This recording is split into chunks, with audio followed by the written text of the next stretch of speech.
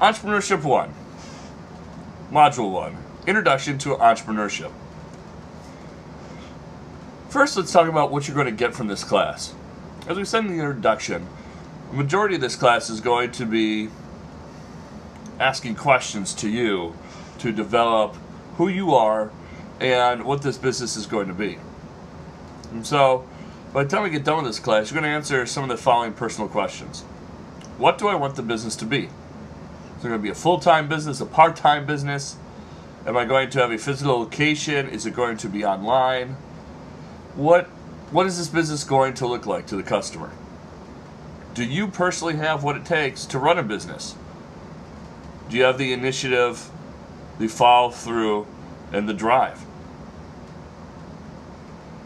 How is running the business going to change your personal relationships? Is it going to change your family life? If so, positively or negatively? And how are you going to adapt to those changes? And who is part of your support cycle? You're not going to be able to do this alone. So you need people who are going to be there both from a vendor perspective and on the personal side. Who's going to be there for you to bounce ideas off? You're going to answer the internal questions. What are you selling? Is it a product? Is it a service? Those two words are interchangeable in this class. When we talk about products and services, we use the term product covers both. Who is going to buy it? Who are your customers? We're going to look in depth, not only to the product, we're going to look in depth into the customer. Who is your customer? And break down the profile of your customer. What will the product cost? How much can you sell this product for and still be profitable? And then finally, how am I going to be able to convince customers that they need to buy my product?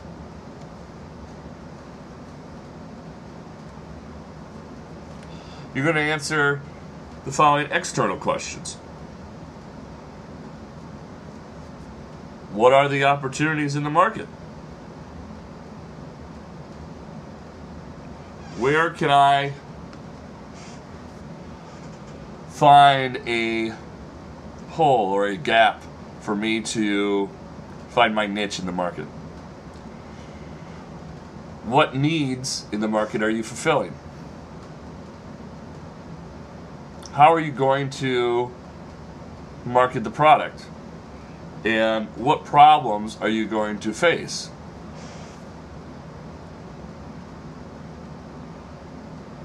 Then we look at what is an entrepreneur.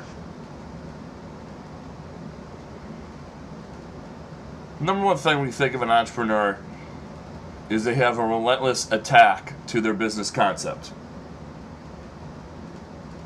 You're going to run into more people that are going to be naysayers or tell you that you can't accomplish this. Why would you take the risk of running your own business?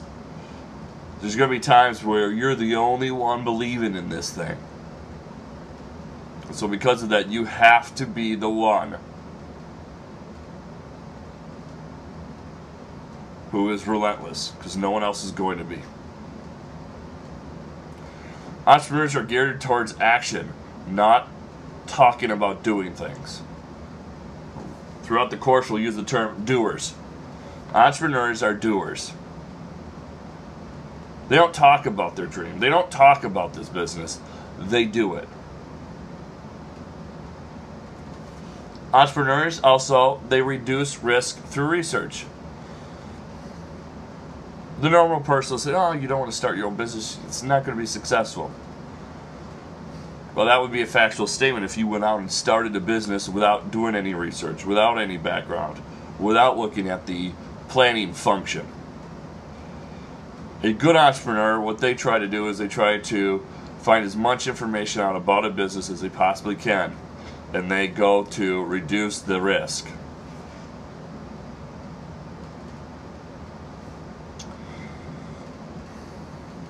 Entrepreneurs recognize opportunities in the marketplace by first identifying a need.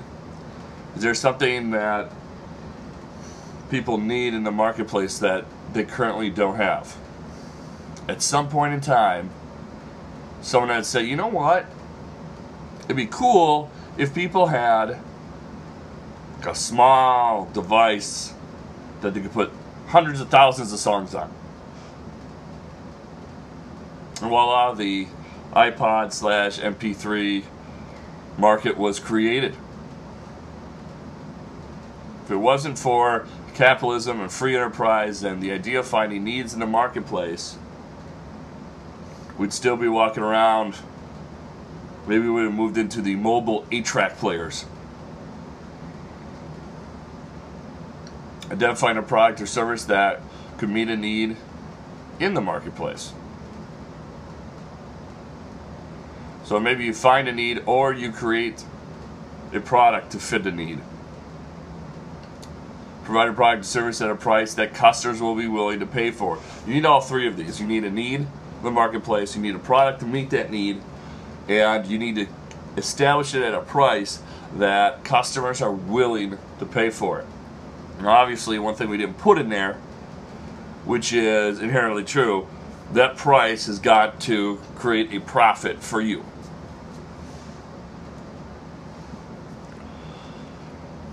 Successful entrepreneurs are decision makers. We talked about before. We try to reduce risk. Researching the strengths, weaknesses, opportunities, and threats of the organization. They understand the importance of the planning function in business. Too many times people skip the planning function. It's a key element to successful businesses. And here's that word again. They're not dreamers. They're doers. An entrepreneur is an effective manager. He evaluates resources that are going to be needed. Identifies the resources that can be used internally or need to be procured from external vendors. Develops a support cycle to have a network of contacts to streamline the process. And when we talk, and we're going to talk more about this, but when we talk about evaluating resources, the number one resource that you're going to be evaluating is money. Number two could be people. But how are you going to manage the cash flow of the company?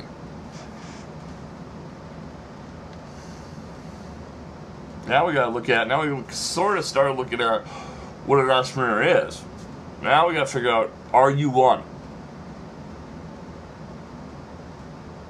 Starting a business can be the most rewarding experience. It can also be the most damaging and painful experience. You need to be honest with yourself. And you need to make sure you understand the process that you are undertaking. Do you understand the complexity of starting a business? Okay, first of all, it's not easy, right? If it was easy, everyone would start a business. It's going to take a huge time commitment. Not only when the business is started, but during this planning process.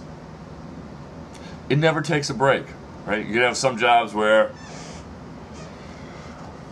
you put in your 9 to 5, punch out, go home, and you really don't have to worry about it to get back to work the next day. This isn't that kind of job. It's on your mind every single second of every single day. It takes a financial commitment.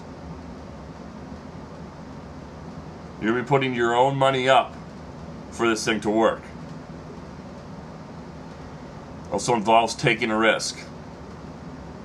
Can you accept the risk? Now, we're going to try to get you in a position where you've eliminated all the risks, but you only can eliminate risks to a certain extent, right? If you want to eliminate all risks in life, what would we be able to do? We'd be able to go to our car, right? Because there's risk involved there. Like a trip and fall, get struck by lightning. Now, the actual percentages of me getting struck by lightning going to my car are low. But it's still a risk nonetheless. So what we try to do as business owners, we try to eliminate the risks as much as we possibly can. Starting a business is not easy, and it isn't for everyone. So before you make the financial and time commitments that are going to be necessary, we need to honestly look at yourself. So these are questions that are really part of the second discussion board question on this module. We have to look at ourselves. Do you take initiative? Are you the person that sits in front of the classroom, or are you the person that sits in the back of the classroom? Do you have what we consider good time management skills? How do you manage your time currently? Are you able to handle 4 or 5 things going on at one time?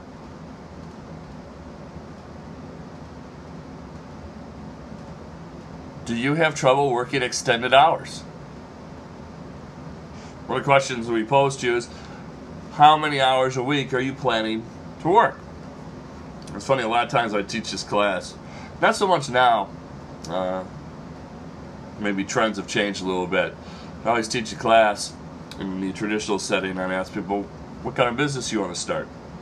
Invariably, half the class, it was some form of nightclub or bar. And then I'd ask the question, well, why do you want to start this kind of business?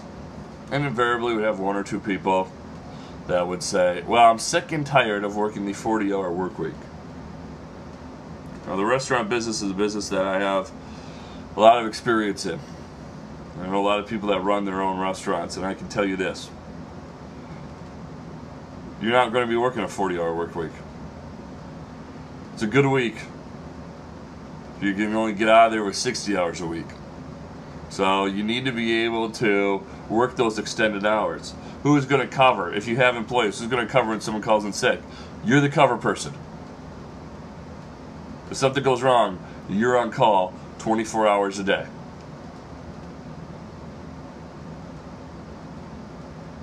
Do you complete your goals?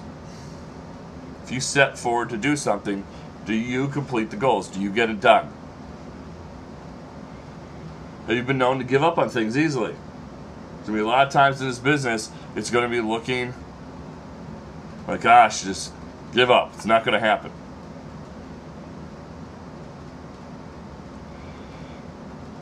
When you make a promise to someone, can people trust you to follow through on it?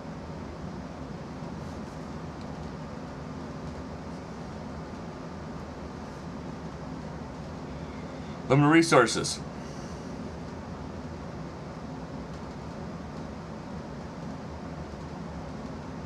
Every business owner's job is to effectively and efficiently manage resources. Most important of these resources is going to be cash. It's the most scarce resource we have. Right? If we had tons and tons of cash, we'd probably be taking this class at Marquette instead of Gateway.